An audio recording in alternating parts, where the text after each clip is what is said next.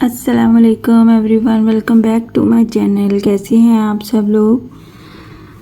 आज हम लेस का नया डिज़ाइन बना रहे हैं कॉटन के थ्रेड को यूज़ करते हुए। आप मेरी आवाज़ को थोड़ा सा आवाज़ अपनी मोबाइल की हाई करके सुन सकते हैं, तो इसके लिए मैं सॉरी, क्योंकि मेरी आवाज़ थोड़ी सी कम आ रही होगी, मेरी तबीयत ख़राब है। और काइंडली मेरी बहनों से रिक्वेस्ट है कि आप दुआ कीजिए मेरे लिए, ताकि मैं जल्द से जल्द ठीक हो जाऊं और आपके लिए अच्छे अच्छे नए नए डिज़ाइंस बना सकूं। अच्छा, तो हम आज का डिज़ाइन बना रहे हैं बटरफ्लाई का पर्ल कॉटन थ्रेड यूज़ कर रही हूं मैं। ये बहुत ही इजी होता है हमें यूज़ करने के लिए, लेसेस बनाने के लिए बहुत ही सूटेबल रहता है और ख़ूबसूरत भी नज़र आता है। इस तरह से ये इसका नाम है। इसी नाम से इसी तरह का थ्रेड किसी और नाम से भी आपको मिल जाता है, तो ये लोकल मार्केट से भी इजीली आप ले सकते हैं और आप ऑनलाइन वेबसाइट से भी इजीली बाय कर सकते हैं।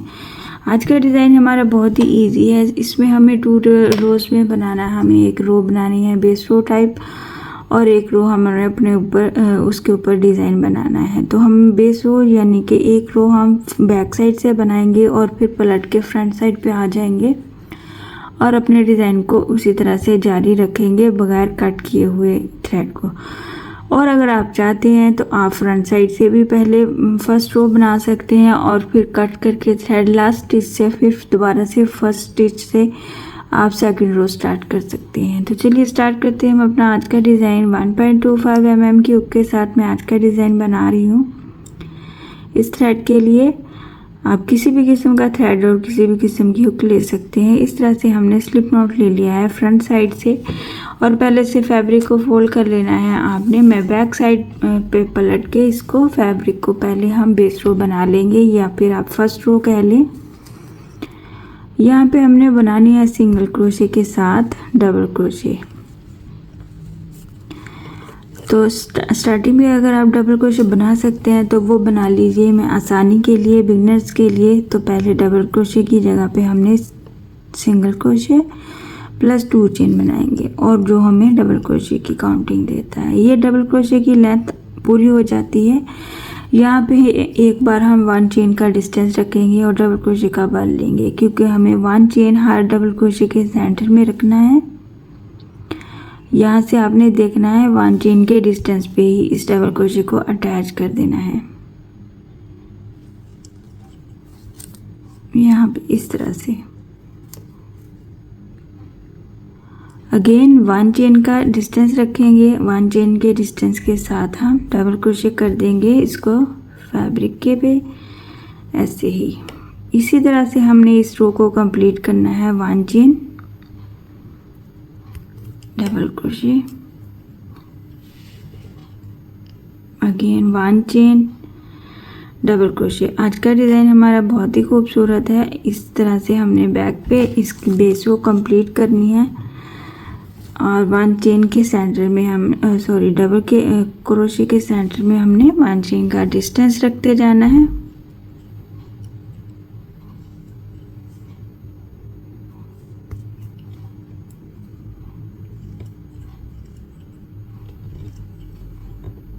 बहुत ही इजी डिज़ाइन है। पफ स्टिच के साथ हम आज का डिज़ाइन बनाएंगे। मैंने पफ स्टिच बहुत बार आपको बनाना सिखाया है, बहुत ही इजी होता है। 1 चेन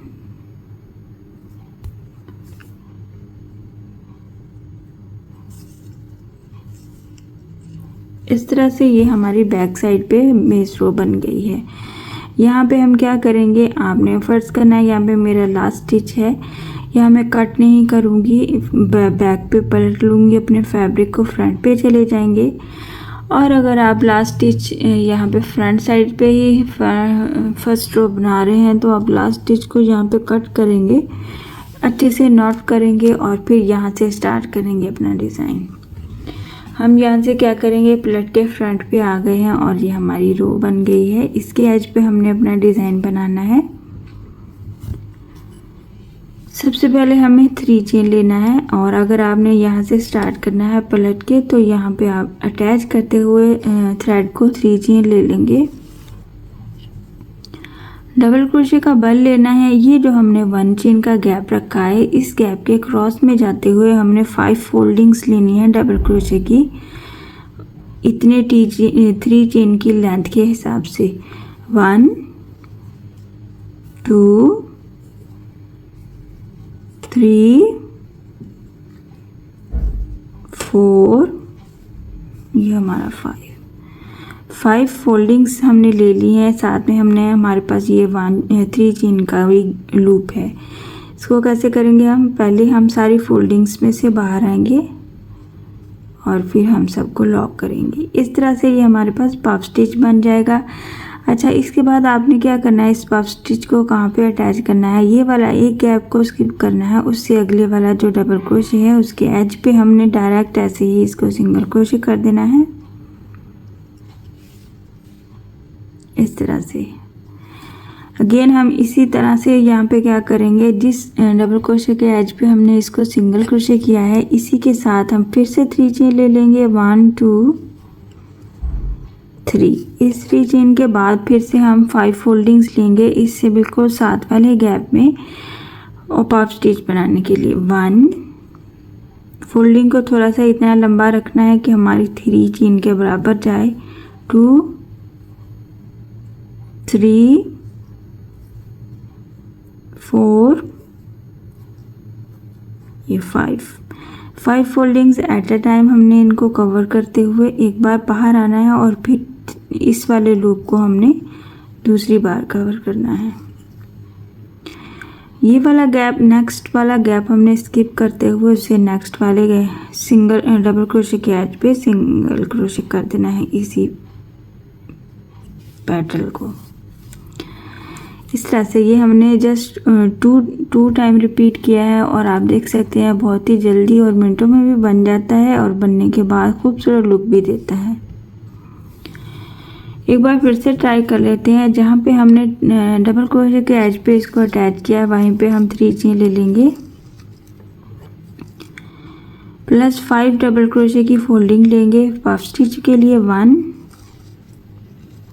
2 3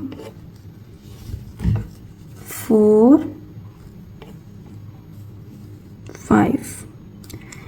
इनको एट ए टाइम बाहर लेके आएंगे ऐसे थ्रेड को और फिर हम इसको लॉक करेंगे चेन के साथ।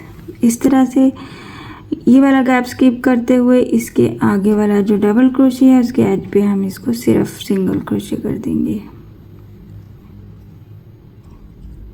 अगेन यहाँ पे 3 चेन ले लेंगे और मैं फिर से सेम रिपीट करेंगे अपने फैब्रिक पे।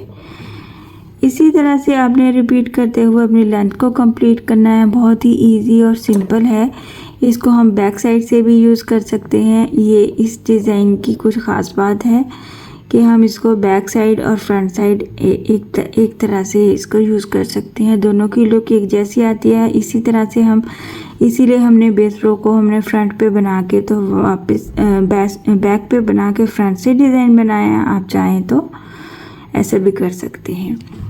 मैं आपको इसकी थोड़ी सी फाइनल लुक भी बना के शो कर देती हूँ ताकि आपको आइडिया हो जाए कि हमारा डिज़ाइन टोटल लेंथ में बनने के बाद कैसा नज़र आ रहा है।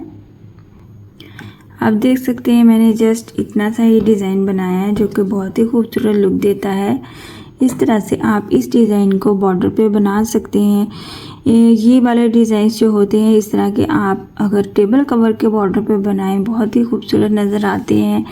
दुपट्टे के पल्लू पे बनाएं, पूरे दुपट्टे पे बनाएं, चारों साइड्स पे, अपने दामन पे बनाएं, कहीं पे भी बनाएं, इसकी लुक एक डिफरेंट ही लुक देता है। बहुत ही खूबसूरत और नीटनेस आती है। अच्छा, ये इसकी बैक साइड है। बैक साइड से भी हम इसको यूज़ कर सकते हैं और बहुत ही खूबसूरत और नीटनेस आती है।